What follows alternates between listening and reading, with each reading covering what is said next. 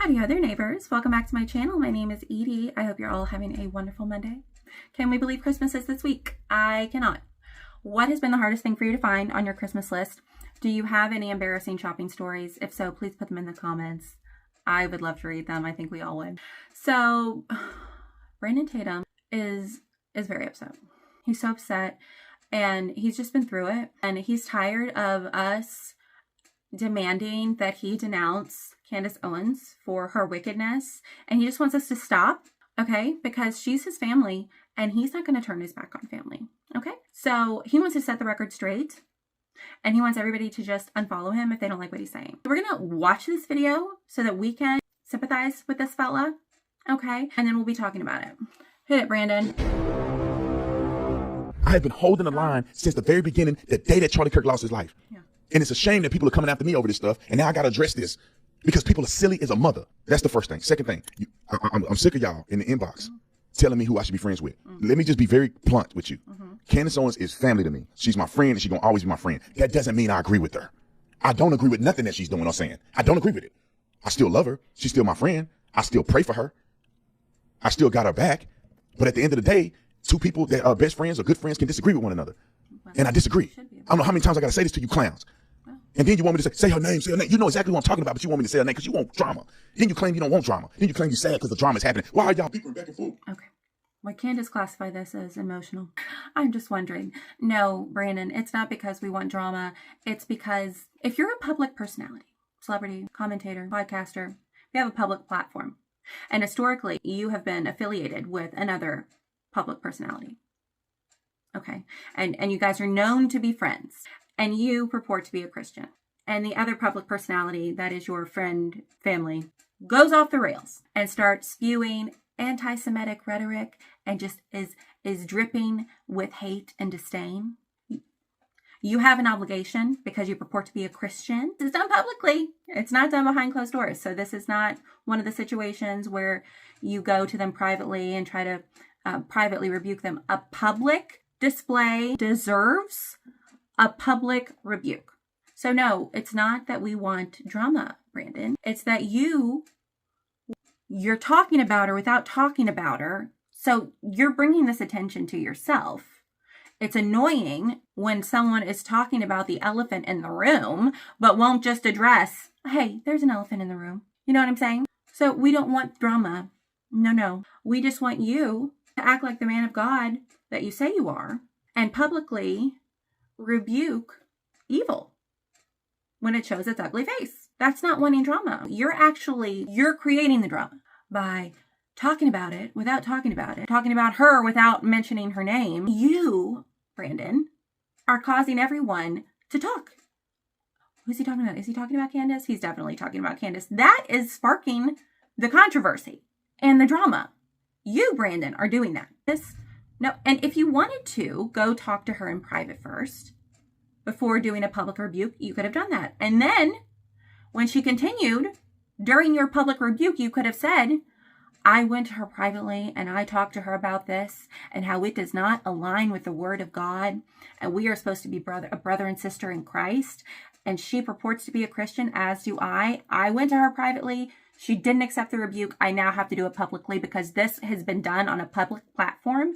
And I can't sit by and allow people to stumble without trying to intervene and help them stand upright. Okay?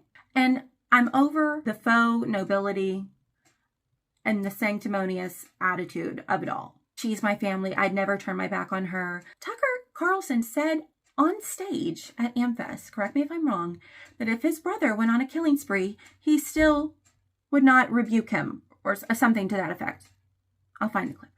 If my brother went on a drug-related murder spree, I would not denounce him. What?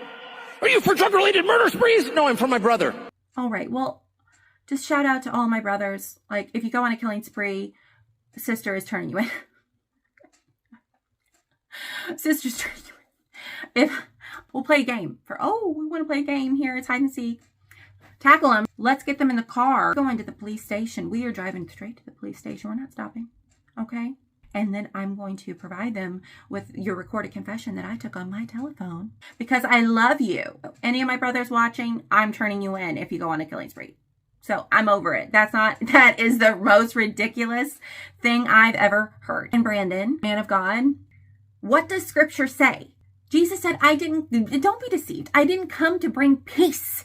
I came to bring a sword of division.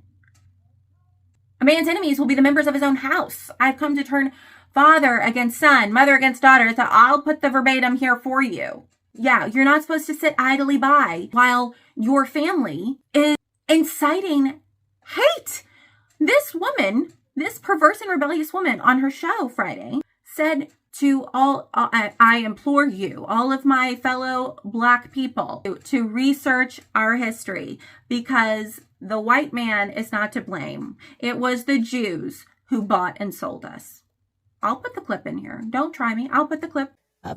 Wake up and learn the true history of slavery, because that wasn't exactly a white men sport, okay? Jewish people were the ones that were trading us. Jewish people were in control of the slave trade. They've buried a lot of it, but it's there, and you can find it. This woman is trying to turn the entire Black population now against the Jews. Brandon, nobody. Don't come at us with that. Don't come at us with that. Like, what do you don't, no, I'm not turning my back on family. I'm not turning back. Oh, what is this, The Godfather? And if you guys are such good friends, you should be able to approach your friend and give her criticism with love because you love her and she's self-destructing without fear that that would be your last conversation. He knows that she's not capable of receiving feedback. Otherwise, he would have spoken to her about it. He's going to go on to say he hasn't spoken to her about this. He's waiting for the proper time. What do you guys talk about then? Like, in the group chat, what are you talking about? You've been talking about it without saying her name. She's aware of that. Like, so what do your conversations consist of? Okay. You want me to blast my friend? Somebody that got my back before you start following me. Somebody with me and her been. Well, you're still alive, Brandon.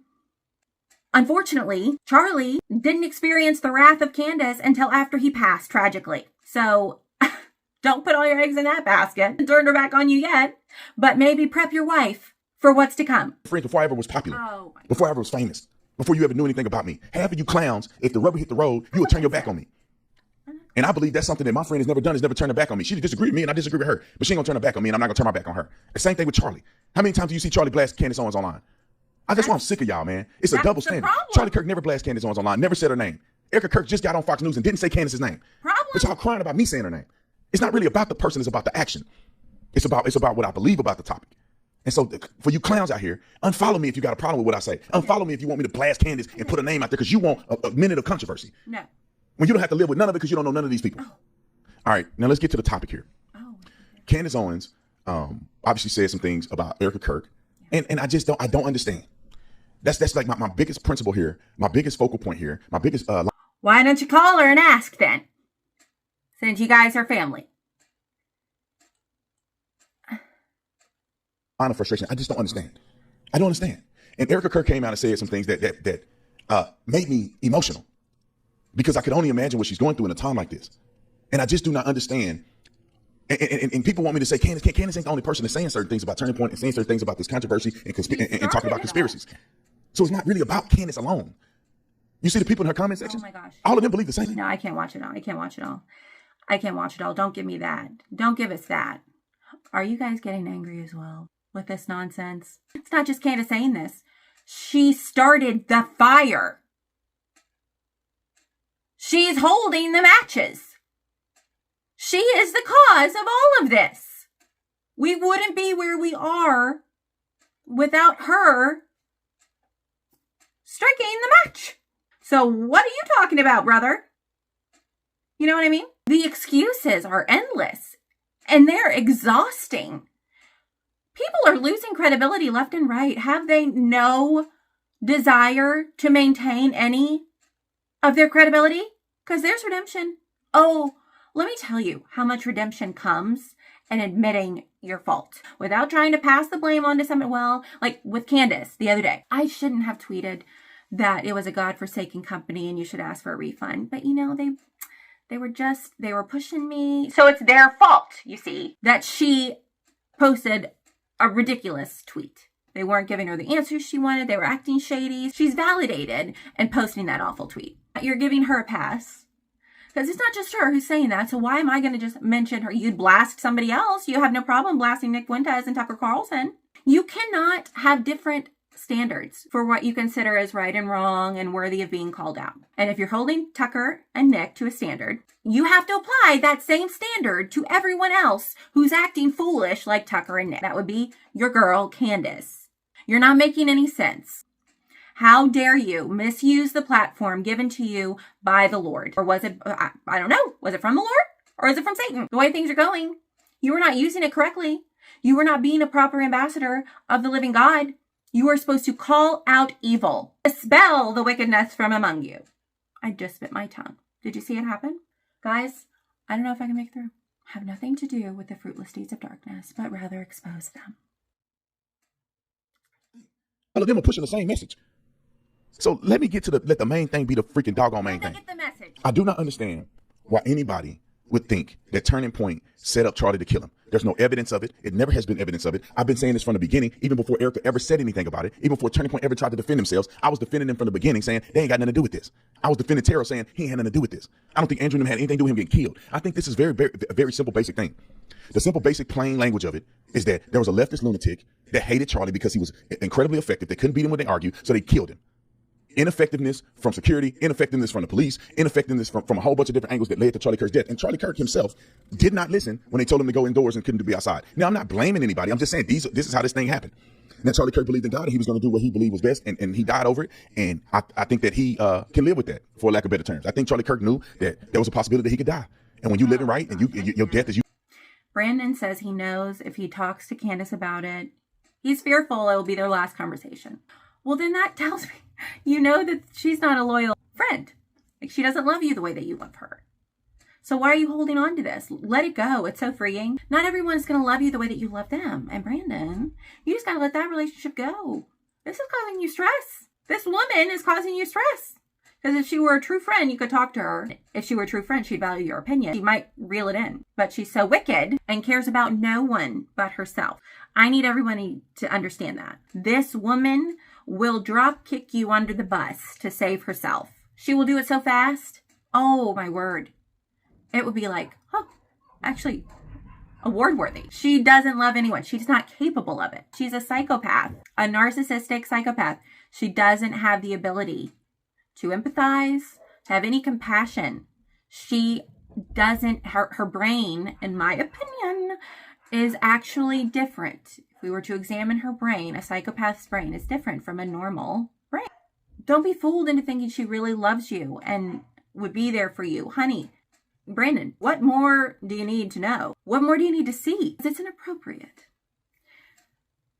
to talk about the evil thing without mentioning the evil one doing the evil thing. That's just a drop inappropriate. Cowardly. You're a coward. I think that's what's hurt his pride. People have been calling him a coward because he is one.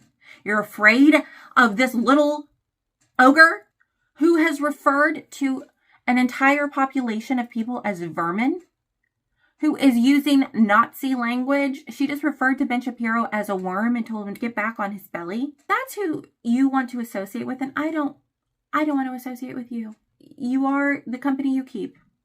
You know, my granny used to say that. So this tells me all I need to know about Brandon. Let's just stop asking anything from him. He's not going to do it. If he does it now, it'll be insincere. They're exhausting. They're miserable people. If you really cared about your friend Charlie, you would have called this garden tool out when she started running her mouth. You should have actually called her out when she can refer to Israel as a demonic nation. But no, that's asking too much. I appreciate when people's true colors come out. Oh, I have to sneeze. Okay, well, I got to get down and feed the hounds because it's past their dinner time and they're letting me know I'm being told off by 6 little fuzzy creatures. And more to come this week. I'm trying to post every day. Oh, goodness gracious. I need to take a Zyrtec. My nose. I have a deviated septum. It's for another time. Okay, I love you so much. Bye-bye.